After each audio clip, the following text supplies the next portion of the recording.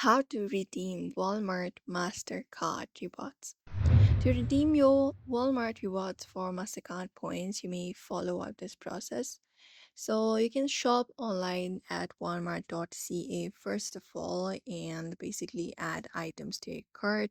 So just go ahead and do so and proceed towards the checkout page, which should be available like this. So you can go to their checkout page once you add up all of your items to your cart, and you can choose your Walmart Rewards MasterCard as a payment method. So you can select your payment method here, which should be available like this. Under your payment method, you can find Walmart MasterCard.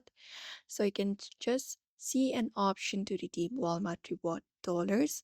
Just go ahead and select how many rewards you want to redeem in $5 increment and click and apply. After that, you can review order summary, and at the very last, you can basically go in and see how many rewards were applied and the remaining balance for your Walmart Mastercard rewards. So this is how you do so. I hope this information was helpful to you. Don't forget to give it a like and subscribe for more tips and tutorials.